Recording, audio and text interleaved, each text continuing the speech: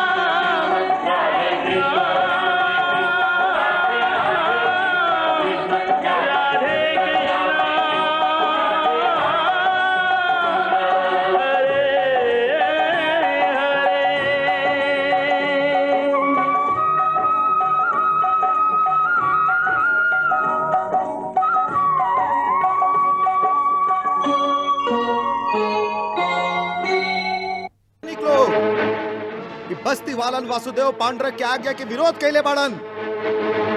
वासुदेव पांडरक के पूजे के बदले दूसर देवता लोग के पूजेलन।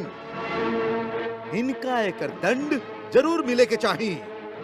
जा हर घर के लूट ला।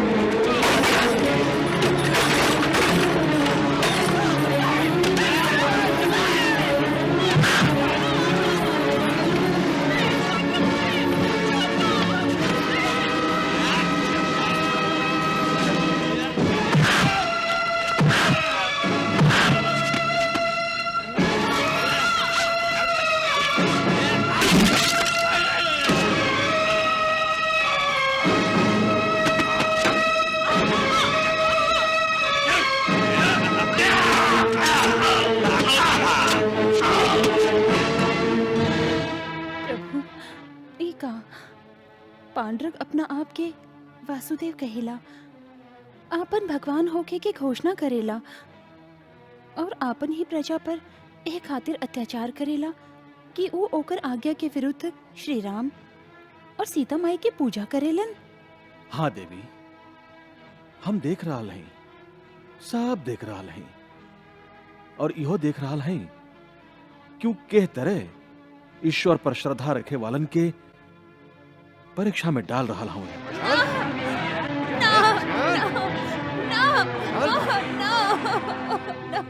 प्रभु, पुरुष होकर यह अत्याचार के सहन कर सकेलन, बाकी ई देखी देखी पांडरक कोमलांगी समझल जाए वाली स्त्री लोग के भी ना छोड़ रहा है। ई देखी भला वो बेचारी यह परीक्षा में कैसे सफल हुई है। हम स्त्री लोगन के प्रति आपके सहानुभूति के समझ रहा हैं देवी, बाकी आप एकरा बारे में चिंता मत करी। हम चिंता से मुक्त कैसे हो सकेली प्रभु, और हम चिंता काहे न करी। कौनो राजा कौनो भी स्त्री के मान मर्यादा के शत्रु बन जाला तो समझ ली ओकर विनाश दूर नहीं खे। आप तो अच्छा तरह से जानत हैं, रावण सीता के रूप में आपके हरण करके कह तरह अपन विनाश के निमंत्रण दिले रहे। बाकी ओ समय था आप तुरंते हमार मर्यादा के रक्षा खातिर रावण के संगे युद्ध करे निकल पड़ल रही। पांडरक की नगरी के इन निर्बल स्त्री लोग खातिर हम चिंतित हई, और आप यहाँ बैठ के सब कुछ देख रहल हई। देवी, हमार जरूरत जब भी हुई हम स्वयं पांडुरंग के स्त्री लोग के अनादर के पाप के बदले में दंड देव। तका ए समय इनकर चीख के केहू न सुनी। पांडुरंग के ई अत्याचारी सेनापति दुर्धर स्त्री लोग के शरीर के मानहानि और अपन मनमानी ऐसे ही करत रही। ना देवी, ऐसा ना हुई। पांडुरंग के लंका में हनुमान पहुंच गए हवन, और जहां हनुमान हुई हैं वहां कौनो रावण केहू भी स्त्री के मान मर्यादा से खिलवाड़ ना कर सकेला। बचावा!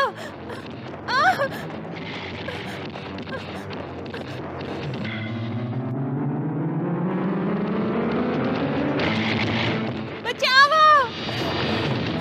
हमके बचावा! बचावा!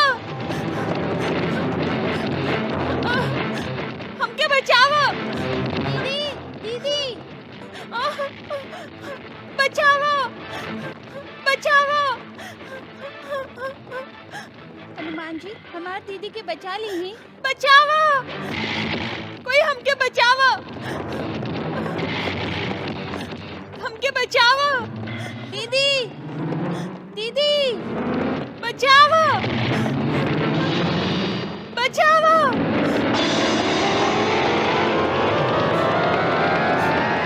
कोई हमके बचावा! हमके बचावा! हमके बचावा! हमके बचावा! हनुमान जी, हमार दीदी के बचा ली हैं। हमके बचावा! हमके बचावा! हमके बचावा! हमके बचावा! बचावा! बचाओ हमके!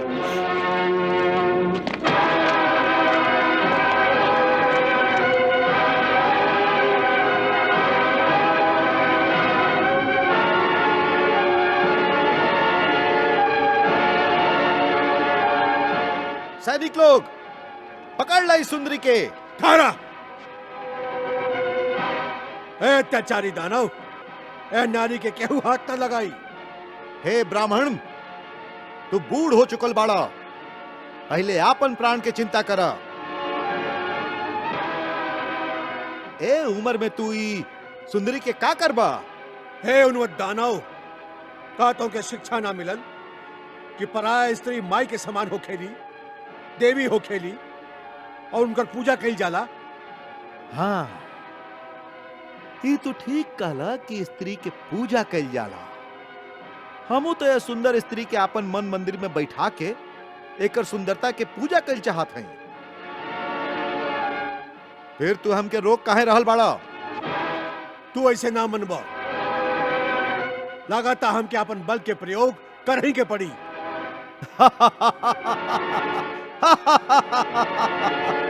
तुहार बल? सुन लो सैनिक लोग, ये ब्राह्मण अपना आप के बलवान समझेला। जा, ये ब्राह्मण के यमलोक के मार्ग दिखावा। जा!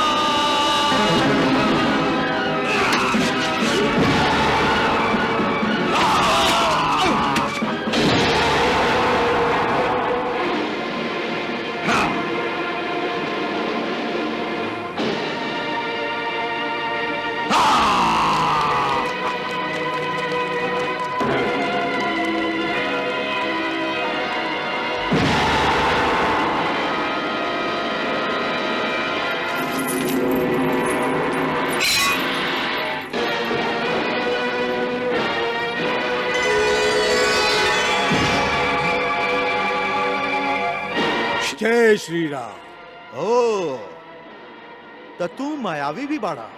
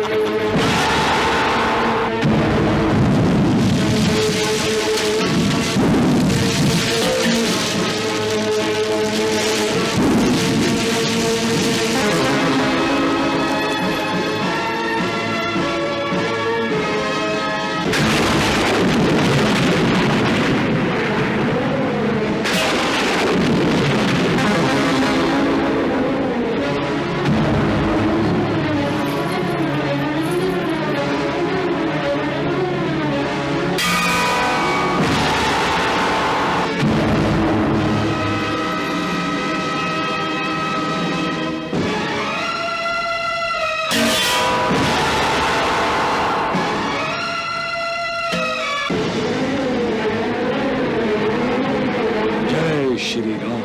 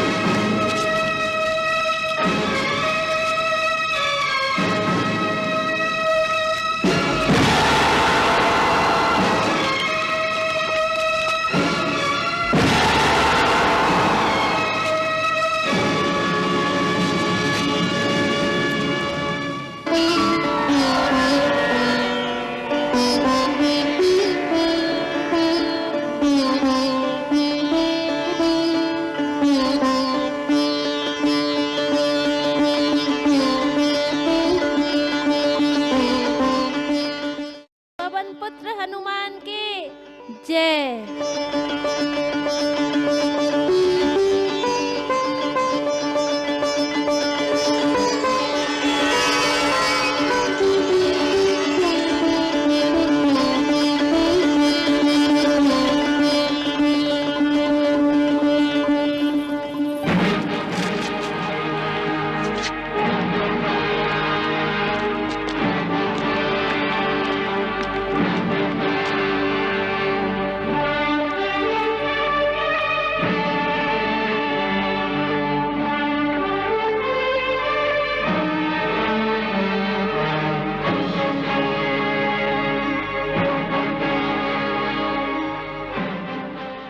ई के है?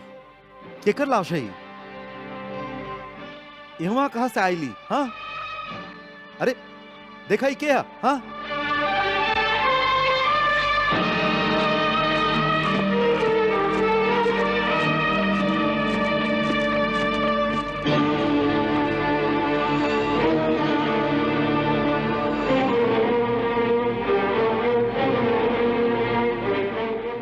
हाँ? वासुदेव, ई तापन सेनापति दुर्धर बाड़न। दुर्धर? हाँ, सेनापति दुर्धर? दुर्धर? दुर्धर? दुर्धर? हमार सेनापति के लाश हमरा सामने? ई कैसे हो सकेला? कैसे हो सकेला? के कैलसी महापाप हम ओकरा के जीवित ना छोड़ब। ए धरती के ओकरा खातिर नरक बना देब, जीवित चरा देब ओकरा के। ना वासुदेव, हमरा होखत आप ही कष्ट ना उठाइब। हम वो धृष्ट के टुकड़ा टुकड़ा कर देब। हम आकाश पाताल एक कर देब। हे महापाप के महादंड देब वो हत्यारा के। वासुदेव, हम शपथ लेत हई कि जब तक वो हत्यारा के मार न डारब तब तक हम अपन तलवार के अपन म्यान में न रखब।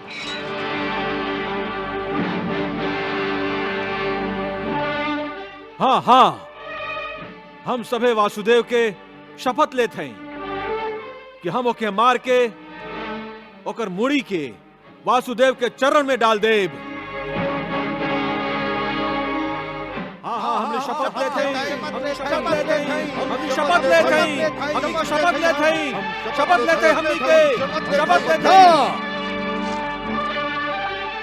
तू लोग वो कायर हत्यारा के वध ना करबा, खाली ओकरा के बंदी बना के हमार चरण में डाल देबा।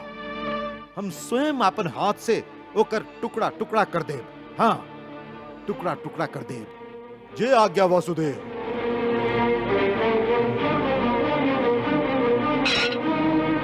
बोलो भगवान वासुदेव के, बोलो भगवान वासुदेव पौंडरिक के, बोलो भगवान वासुदेव पौंडरिक के, बोलो भगवान वासुदेव पौंडरिक के।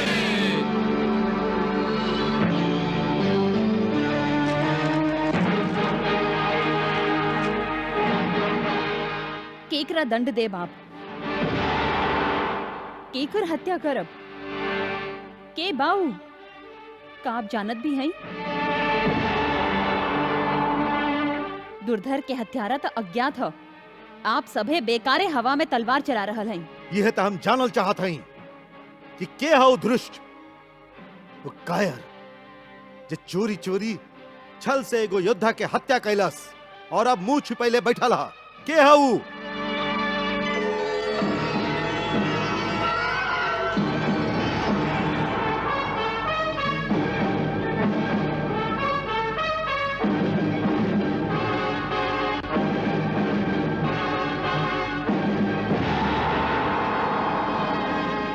हम हैं जे तोहार अत्याचारी सेनापति के नरक के रास्ता दिखौले हैं। हम ही हैं।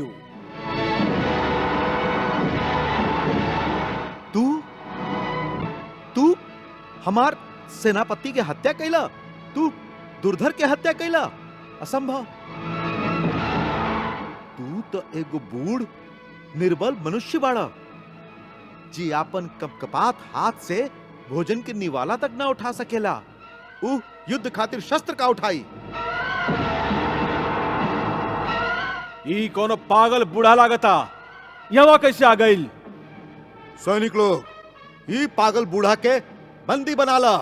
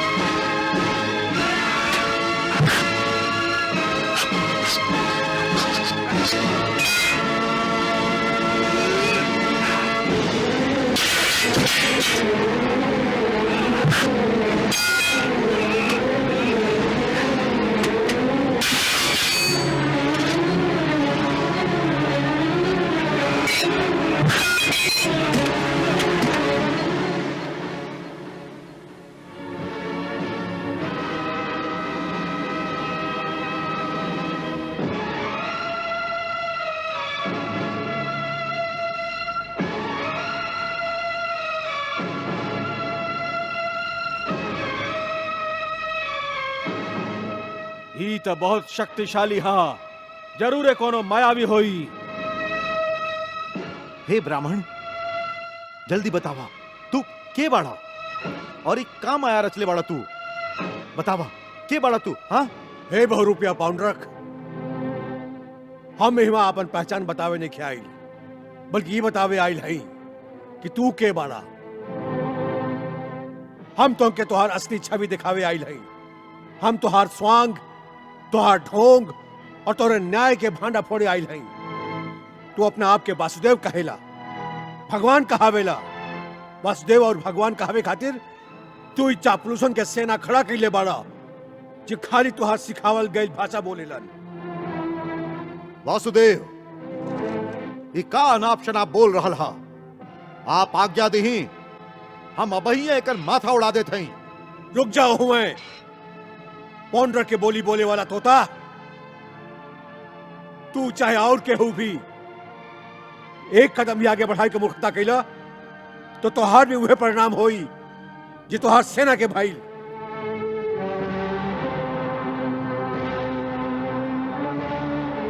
ब्राह्मण, तू चाहेला का? हाँ, का चाहेला? हे पौंडरक, अरे वासुदेव के नाम जरा आदर से ना ले सकला? आदर और कृति हल जाला जे दूसरा के सम्मान देवेला, और ये पौंडरक और तू सभे भगवान के अनादर करता रहो। तू लोगों में से केहू भी आदर के योग्य नहीं खे। हे पौंडरक, तू अपने आप के भगवान का हलवा के हमार स्वामी और सच्चा भगवान श्री कृष्ण के अपमान कैले बड़ा। तो हुआ के स्वांग भर के एगो नकली गदा, पदम, शंख और एगो नकली सुदर्शन चक्र भी धारण कैले बड़ा।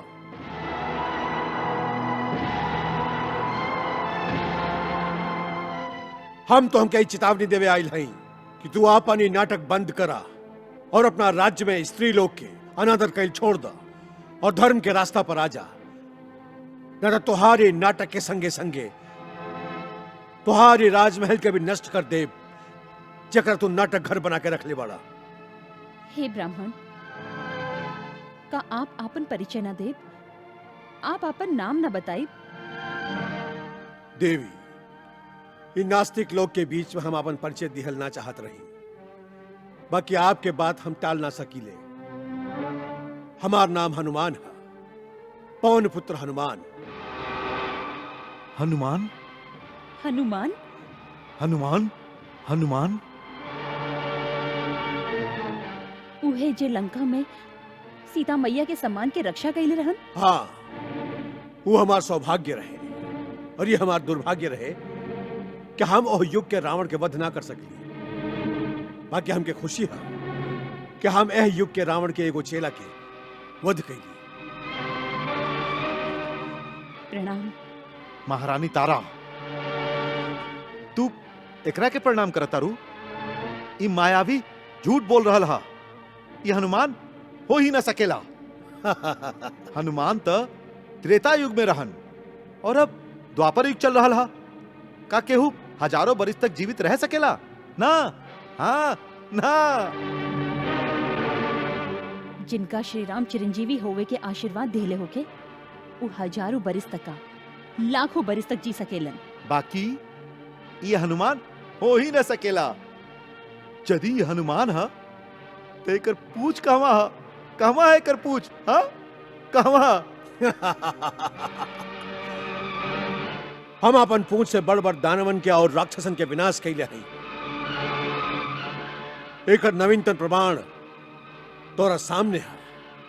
अब जब जरूरी हुई तो तोहके हम अपन पूछ और ओकर विनाशक शक्ति भी दिखाई। तब तक खातिर जय श्री राम। ठहरा। हे बहुरूपिया, तू यहाँ आत गइल बाड़ा, बाकी यहाँ से जीवित ना जा सकेला। हाँ, ना जा सकेला। अच्छा,